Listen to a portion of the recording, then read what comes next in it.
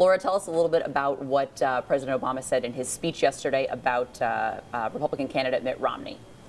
Well, President Obama was at the United Auto Workers yesterday at their convention, and he just really ripped into Mitt Romney. Like you said, he did not use his name, but he was talking about the federal auto bailout, and he referenced the headline over a Mitt Romney op-ed during the debate over what the federal government should do about the auto companies, which was titled, "Let Detroit Go Bankrupt." He quoted from that piece, and he basically said if people, and the obvious implication was people like Mitt Romney, had their way, that people who oppose this bailout, these car companies would be dead, and instead we see them resurging. He said, if they had their way, we would be seeing another Great Depression across the Midwest. Instead, these communities are growing and thriving. So it was actually, or maybe not quite thriving, but at least on the comeback. So it was a pretty sharp critique, I have to say, and it had a very campaign tone to it, even though it was an official event.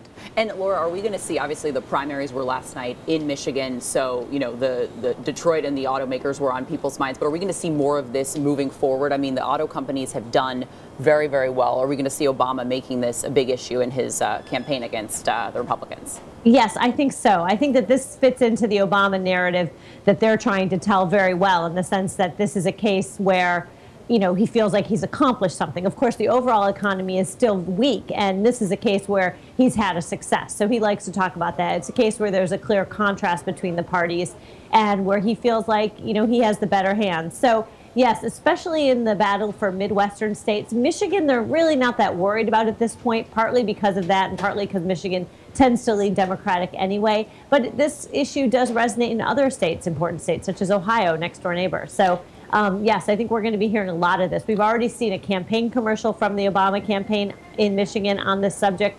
We saw a campaign commercial on this subject from the super PAC supporting Barack Obama. He mentions it constantly. So I think that this is going to obviously not be the only issue, but I think we're going to hear a lot of it in the coming year. And Laura, let's be clear. He's talking to the people who he basically bailed out. I mean, he was talking to the UAW, and he gave them a very sweet deal in the bankruptcy, a much better deal than they would have gotten had it gone through a proper non-federal bankruptcy or federal government bailout. How is he going to get around the fact that he's going around basically touting against the bailout economy, against bailing out Wall Street? That's going to be part of his campaign, that we bailed out the fat cats, and yet he's going to take credit for basically bailing out Detroit. How will he deal with that contradiction, Laura? Well, I think there's a couple things in what you said. I mean, you just articulated what former Governor Romney's position is, which is that the unions got a good deal. He pushed back directly against that and said that that's a load of you-know-what, and even by Washington standards, he says that wasn't true. We probably don't have time to parse through both sides of that issue, but yes, the unions did get some ownership in the company in trade for their the givebacks that they gave as part of it. So, but he pushed back on that directly, so he doesn't seem to be running from that argument. In terms of the overall thing, yeah, it's a tough line to walk, because what he's saying essentially is that, we need responsibility from corporate America.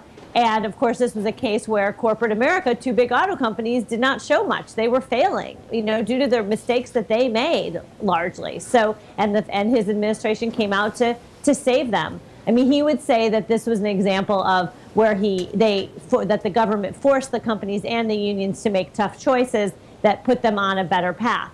But, I do think that there is some contradiction in there. Laura, really quick, last question. Who would the Obama campaign like to see as its rival? Who would they like to see as the Republican candidate? Well, I think that they believe that it's all but inevitable that it's going to be Mitt Romney. I think that they would just be doing backflips if it was someone else, such as Rick Santorum. I mean, Rick Santorum is very vulnerable with a lot of different important key swing groups. I mean, he's very appealing to the Republican base.